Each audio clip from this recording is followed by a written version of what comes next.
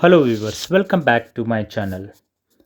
Now in previous lecture we had discussed about the round robin scheduling, and also we have seen how round robin scheduling works and how we can prepare the Gantt chart and calculate the waiting time of the processes and turnaround time. In this lecture we will start with the priority scheduling. In the priority scheduling, we have already discussed this priority scheduling in shortest job first algorithm. So that was the special case of the general priority scheduling algorithm. Means in SJF algorithm also, we were selected the process based on the priority. So what kind of priority we were used? We were used the shortest job first. Means whichever the process is the lesser burst time will get the CPU first. So that kind of special case of general priority scheduling we were used in the SJF. Now coming to a priority, so priority is associated with the each process and the CPU is allocated to the process with the highest priority. Means whichever the process is having the higher priority will get the first. Means it will get the CPU first. Or we can say CPU is allocated to that process first. So how we can measure the priority? So we can measure the priority by giving the number either 0, 1. So 0 is treated as the highest priority. So lesser the number, higher the priority, right? So in this fashion, we can give the priority to each of the process, and whichever the process is having the highest priority will get the CPU. So if there is a equal priority processes, right, means the two processes are having the same amount of priority, then we use the first come first serve order. Means whoever comes first will get the first. So SJF algorithm is simply priority algorithm where the priority is the inverse of the predicted next CPU burst. The larger CPU burst are the lower the priority and vice versa. Now in the priority scheduling, it can be either primitive or non-primitive. Means priority scheduling can be primitive or non-primitive. Now the primitive priority, if you are using the uh, primitive priority scheduling algorithm, it will preempt the CPU if the priority of the newly arrived process is higher than the priority of the currently running process. The meaning of this sentence is a newly arrived process means currently there is a process which is executing in the CPU. The newly arrived process is having the higher priority than in the primitive priority scheduling algorithm. The currently executing process is stopped, right? See what we are saying, this algorithm means primitive priority scheduling algorithm will preempt the CPU if the priority of newly arrived process is higher. Means currently there is a process which is executing in the CPU, right? So the newly arrived process is having the higher priority than the currently executing process. Then what happens? The currently executing process will get stopped, right? And newly arrived process gets the CPU. So this is the meaning of primitive priority scheduling algorithm. Okay, coming to non-primitive priority scheduling algorithm, right? So this will be means it will be put a new process in the head of ready queue. It means that in non-primitive, assume that currently there is a process, say P1 is running, right? So currently this process is running, and one more process called P2 enters the CPU and it has the highest priority than the currently executing process. Then also in non-primitive, this P2 is put into ready queue, right? It will be put into ready queue. Okay, and once this P1 gets complete its execution, then only the P2 can get the CPU in non-primitive. But what happens in the primitive? Currently P1 is executing whenever the highest priority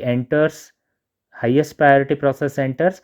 So the currently executing process is terminated or it is halted, right? So it is halted, it has to wait, and the P2 is newly arrived process will occupy the CPU in primitive priority scheduling. So this is the difference between primitive priority scheduling algorithm and non-primitive priority scheduling algorithm, right? Now here consider the set of processes assumed to have arrived at a 0 millisecond, right, in the order P1, P2, P3, P4, P5, with the length of the CPU burst is given in the millisecond. So as per this table, so you can find there are 5 processes we have, P1 to P5, and there is a burst time 10, 1, 2, 1, 5, right? So this is the burst time, and there is a priority. So we are assuming that all the 5 process arrived at 0 second, 0 millisecond. Okay, now based on this example, there is a priority. So P2 is having the highest priority, lesser the number, higher the priority, as we already said. So 1 is lesser than 2, 2 is lesser than 3, but in the priority 1 is the highest priority process, 2 is the second highest, 3 is the next highest, 4 is the least highest, and 5th is the least highest than all other. So in this fashion, all these 5 processes gets execute in the CPU. Now based on this, we need to prepare the Gantt chart. So we have prepared the Gantt chart, right? So there is a P1 which having the highest priority, so it will get the CPU first. So the burst time is 1 millisecond, so 0 to 1 millisecond is allotted to P2, and thereafter second highest priority process is the P5, right, number 2 in the priority column. Number 2 means it will occupy the CPU and it will perform its operation and completes its 5 millisecond of burst time, and it will come out at 6 millisecond. Now at the 6th millisecond, one more process enters the CPU, or it will get the CPU, that is the P1. So P1 is the third highest priority process, right? So it will occupy the CPU for 10 millisecond. Okay, so it will complete from 6 to 16, it will come out at 16, and at the 16th millisecond P3 occupies the CPU, right? And it will complete it burst time of 2 millisecond, and it will come out at 18th millisecond, right? At the 18th millisecond there is a P4 process, right? So least in priority will occupy the CPU, completes its burst time of 1 millisecond from 18 to 19. So 19, it will also come out from the CPU. So this is how we can prepare the Gantt chart for this priority scheduling. Now prepare the waiting time. So for waiting time, P1 is waiting for 6 milliseconds. So here it has started, right? So 6 millisecond it is waiting, and we have assumed that all the processes arrived at 0 millisecond. So based on that, 6 millisecond is the waiting period for this P1, right? So P2 waiting period or waiting time is 0 millisecond because the first process is P2. As per the table, it has the highest priority. So therefore 0 millisecond is the waiting time. P3 has 16 because it is entering at this point, as I mentioned, right? 16th millisecond. So that is the waiting period of P3, and P4 is entering at 18th millisecond. So 18 millisecond is the waiting time for P4. P5, it is waiting, it has entered here, right, at 1 millisecond. So waiting period is 1 millisecond. Add all these numbers, 6 plus 16, that is 24, 24, 24 plus 18, sorry, this 6 plus 16, 22, 22 plus 18 is 40, 40 plus 1 is 41, right? So 41 divided by 5, that is 8.2 millisecond of time. This is the average waiting time of these 5 processes in priority scheduling.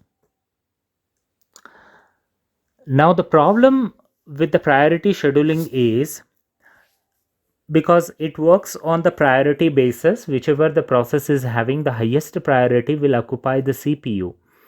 What happens when the lowest priority processes are there, right? So we will be getting a starvation problem or indefinite blocking problem, right? So that is the problem. So a major problem with the priority scheduling algorithm is indefinite blocking or starvation. So what is the meaning of starvation or indefinite blocking? A process that is ready to run, right? The process that is ready to run waiting for the CPU can be considered block. Means it is waiting for the CPU which is never allocated to it. So such processes are called as blocked processes.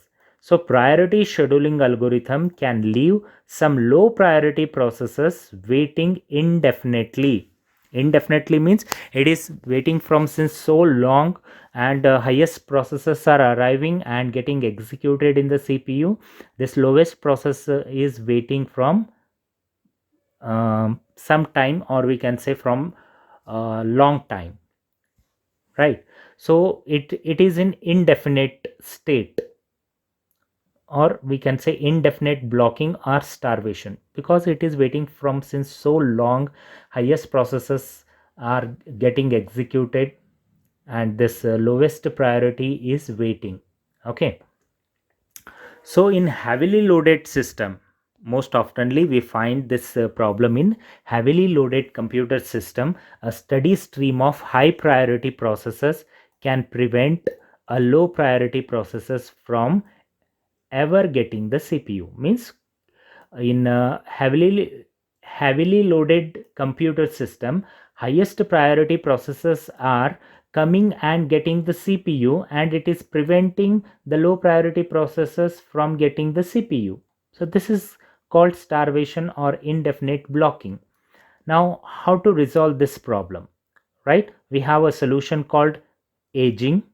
A solution to this problem of indefinite blockage of the low priority process is the aging. So aging means it involves gradually increasing the priority of the processes that wait in the system for long time. Means any of the process which is waiting in the system for a longer time, so those processes priority are gradually increasing. So we are increasing their priority gradually. So that process of increasing the priority of the lowest process which is waiting from since long time is called as aging, right?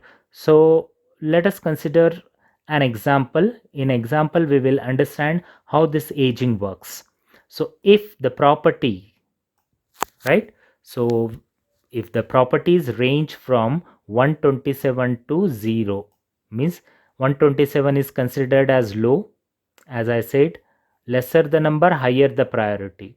Higher the number, lower the priority. So 127 is the lowest priority, 0 is the highest priority. So we could periodically increase the priority of waiting process by 1.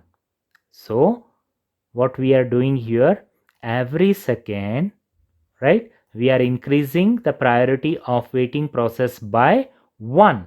So eventually a process with the initial priority of 127 would have the highest priority in the system and would be executed. Means the lowest value of the process is 127. So gradually we are saying that increasing the priority of the waiting process by 1, right? So every second we are increasing the priority by 1. So in the next second the priority of the process becomes 127 to 126. In the next second 125, then 124, 123, 122, 121, 120, like this. 5, 4, 3, 2, right? 5, 4, 3, 2, 1 and 0. So like this we can increase the priority of the process which is waiting from since so long, and in this fashion, in this technique, we can solve the problem. So this process is called as aging. So this is the solution to the problem what we have, right? So this is all about the priority scheduling, right? We have just discussed about what is priority scheduling, how it works, what is the problem in the priority scheduling, right? How to prepare the Gantt chart, how to calculate the waiting time, and also we have seen the indefinite blocking problem, and solution to indefinite blocking process is the aging, right? So aging is the solution. So that solution also we have discussed in this lecture. So in the next lecture we will come up with another example. We will solve that example, we will solve that question, and we will find out the Gantt chart as well as the waiting and turnover times. See you in the next lecture. Thank you.